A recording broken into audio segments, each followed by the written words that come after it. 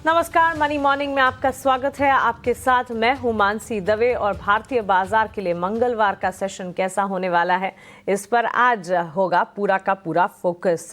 दिग्गजों का जमावड़ा होगा, एक्सपर्ट से बातचीत होगी, फंडामेंटल टेक्निकल नजरिया आपके लिए लेकर आएंगे और साथ ही हमारी रिसर्च विंग और हम आपके साथ रहेंगे ताकि बाजार से जुड़ी हर अहम बात आप तक हम पहुंचा सकें। शुरुआत हर रोज की ही तरह ग्लोबल बाजार के संकेतों के साथ कर लेते हैं क्योंकि इसका इमीडिएट इम्पैक्ट जो है भारतीय बाजार पर पड़ने वाला है। 50 से 52 अंकों की गिरावट के साथ गिफ्ट निफ्टी की तरफ से इम्प्लाइड ओपन इस वक्त नजर आ रहे हैं।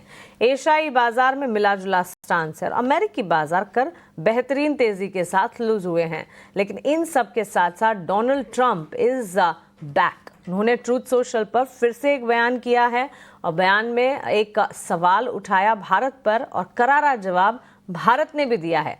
क्या था वो सवाल और क्या है भारत का जवाब और किस तरह के संकेत ग्लोबल बाजारों से मिल रहे हैं, सब कुछ विस्तार से पहले अभिषेक से जानते हैं, उसके बाद बुलेटिन में भारतीय बाजार पर भी आगे बातचीत करेंगे।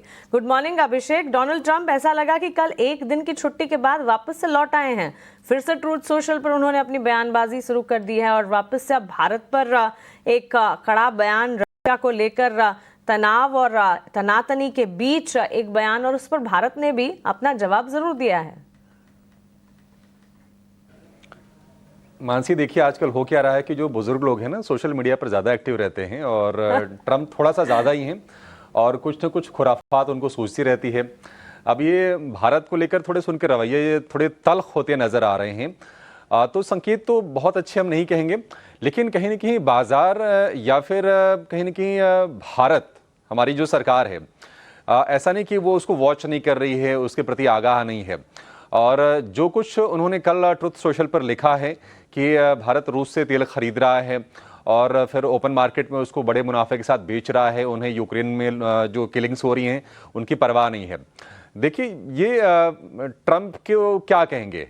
आपको याद होगा कि ज़ेलेंस्की के साथ किस तरह से वो बुरे तरीके से पेश आए थे और वो क्यों तरफदारी कर रहे हैं यूक्रेन की, ये भी जग जाहिर है क्योंकि यूक्रेन में मिनरल्स का और क्रिटिकल जो मेटल्स होते हैं उनका बड़ा रिजर्व है और डील भी साइन की है। हालांकि अभी वो डील पूरी तरह से मंजूर नहीं हुई है, लेकिन उन्होंने यूक्रेन के साथ डील साइन की थी। तो उनकी जो बेचैनी है, जो तड़प है ना, वो यूक्रेन के लोगों के प्रति कोई संवेदना नहीं है, उन्हें सिर्फ अपने हितों की चिंता है और उसके चलते वो चाहते हैं कि वो युद्ध रुक जाए। अब रशिया सुन तो रहा नहीं है। मानसी, आपको जान के आश्चर्य होगा कि यूरोपीय नेशंस, यूरोपीय वर्ल्ड या फिर पूरी दुनिया अगर हम कहें, और अमेरिका, इन सभी ने मिलके रूस पर करीब करीब 27-28 हजार सैंक्शंस लगाए हैं। जी आप बिल्कुल सही सुन रही हैं, 27 से 28 हजार सैंक्शंस हैं इन टोटल। और उनमें अकेले में अमेरिका की अगर बात करें तो करीब 8,000 सैंक्शंस अमेरिका के हैं, लगभग एक तिहाई या फिर उससे थोड़ा ज्यादा ही। और इतने सैंक्शन के बावजूद भी रूस झुक नहीं रहा है। अब ये चाहते हैं कि रूस से बाकी देश अपने संबंध खराब करें और जो चीजें खरीद रहे हैं उनसे उसको बंद करें। और भारत का देखिए इस पर बयान बड़ा सटीक आया है कि ये अमेरिका या फिर जो यूरोपीय यूनियन है उसका जो डबल स्टैंडर्ड है वो सामने आया है, क्योंकि वो तो डील कर ही रहे हैं, वो अपने एनर्जी इंपोर्ट को नहीं रोक रहे हैं, वो तो गैस खरीद रहे हैं रूस से, पाइपलाइन है बाकायदा, लेकिन भारत से चाहते हैं कि वो डील ना करें। और भारतीय सरकार ने साफ कर दिया है कि नहीं, हम सिर्फ कच्चा तेल नहीं खरीदते, हम फर्टिलाइजर भी खरीदते हैं, हम उसके अलावा भी कई सारी चीजें खरीदते हैं, गैस भी खरीदते हैं और हम किसी वैश्विक दबाव में हम झुकेंगे नहीं, हमें जहां सस्ता मिलेगा हम वहां से खरीदेंगे। तो भारत ने अपना स्टैंस बिल्कुल साफ कर दिया है। हमारा कितना ट्रेड है अमेरिका से? $87 बिलियन का। मे भी हो सकता है कि हम कोई वैकल्पिक व्यवस्था आगे कर लें, लेकिन ये जो ट्रंप की बार बार जो धमकी है, जो उनकी बदजुबानी हम कहेंगे, अब उसको बर्दाश्त करने के मूड में सरकार भी नहीं लग रही है। और ये सरकार का जो स्टेटमेंट आए हैं वे भारतीय निवेशकों को और ट्रेडर्स को भी आज के सत्र में कॉन्फिडेंस देगा। मैं रात को गिफ्ट निफ्टी भी चेक कर रहा था मानसी, और गिफ्ट निफ्टी में जो गिरावट थी 70-75 अंकों के आसपास की थी, वो आप देखिए रह गई है कितने 50-55 अंकों के आसपास की। मे बी एक नी जर्क रिएक्शन है, लेकिन बार बार इन गिदड़ भभकियों से, बार बार इन बयानों से अब डील करना हमारे इन्वेस्टर, हमारे ट्रेडर भी सीख गए हैं। देखते हैं कि आज क्या होता है, लेकिन कोई ऐसी डरने वाली चीज या पैनिक करने वाली चीज नहीं है। और ये ट्रंप के बयान में कुछ नया भी नहीं है। ट्रंप ने कुछ दिनों पहले ही कहा था कि हम रूस से अगर भारत खरीद रहा है अगर कच्चा तेल तो हम पेनल्टी लगाएंगे। वो पेनल्टी की रकम कहां गई, वो क्वांटम किधर गया, किसी को कुछ नहीं पता। तो ये धमकी है और वो चाहते हैं कि भारत जो है अमेरिकी दबाव के आगे झुक जाए।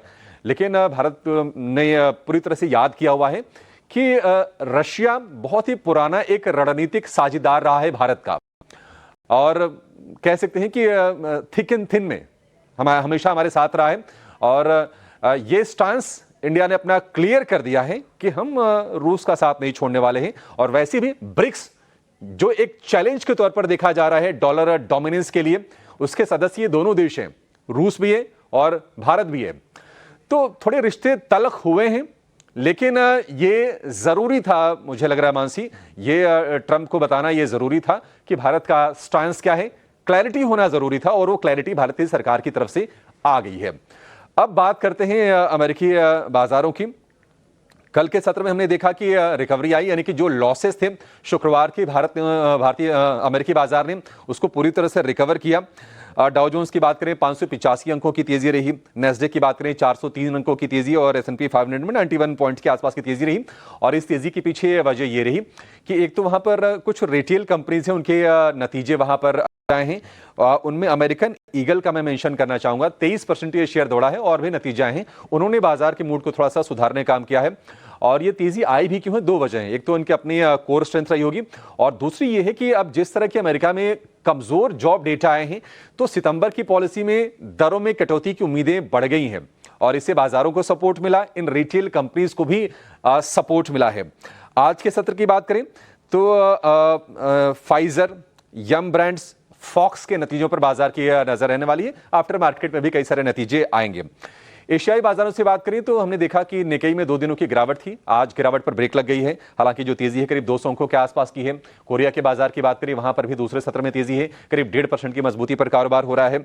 और अगर हम अन्य एसेट क्लास की बात करें तो गोल्ड में हम देख रहे हैं कि बाइंग लगातार जारी है, क्योंकि रेट कट की उम्मीदें बन रही हैं अमेरिका में। सितंबर में होपफुली 1/4% का, यानी कि 25 बेसिस पॉइंट का रेट कट आ जाए, और उसकी उम्मीद से सोने में बाइंग आई है।